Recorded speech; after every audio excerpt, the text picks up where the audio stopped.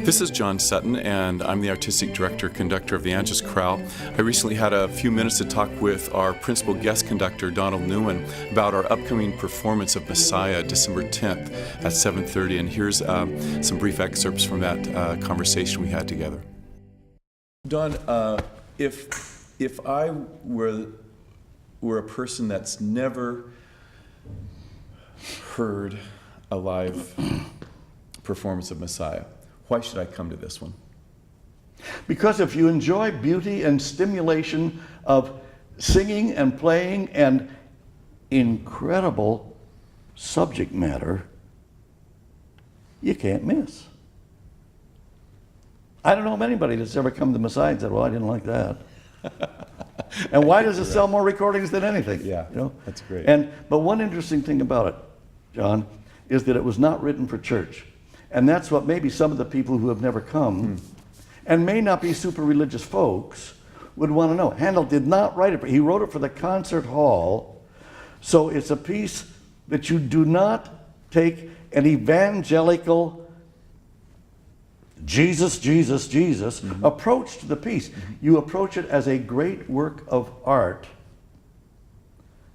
about the concepts of Jesus Christ. Okay.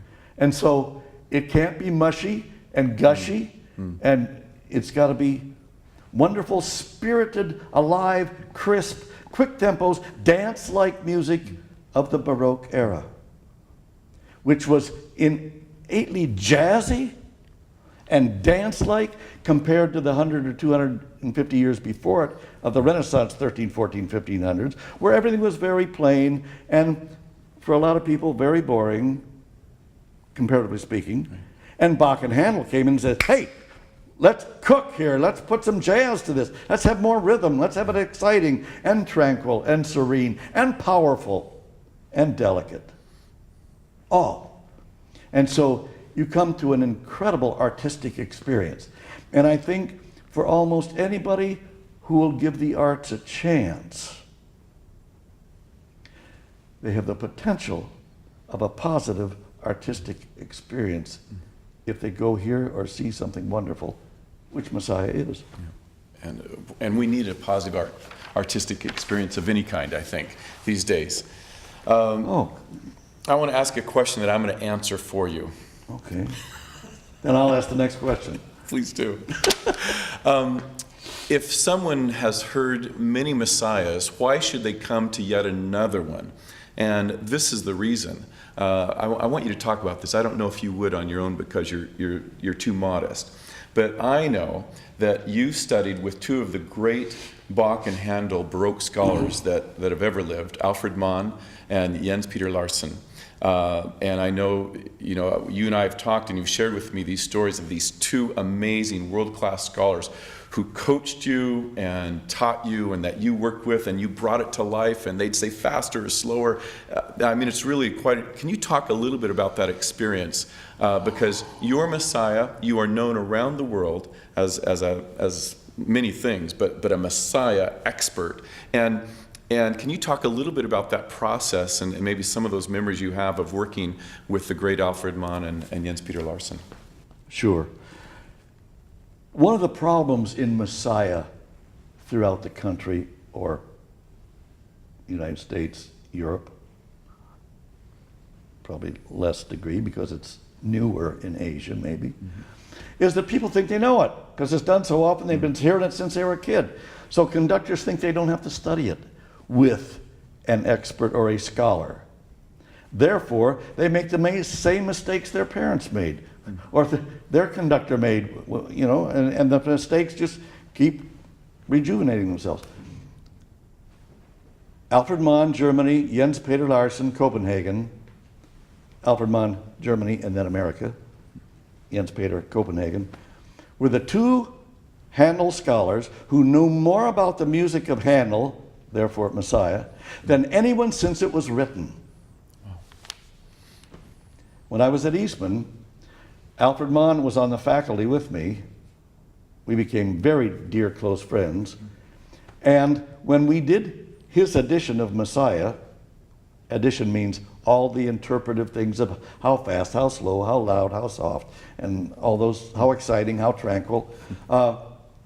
Jens Peter Larsen, his dear old friend, was also at Eastman as a visiting professor that semester.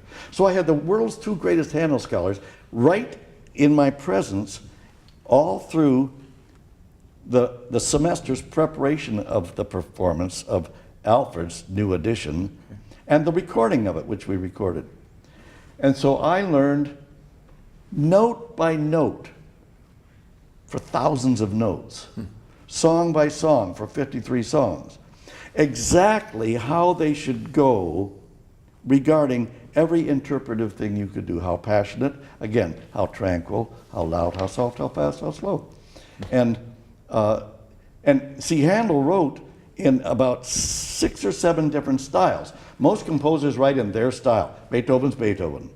Brahms is Brahms. Handel wrote in the style of the early Renaissance in part of this. He wrote in a very delicate, like a quartet should sound, where a chorus has to sound like 4 people.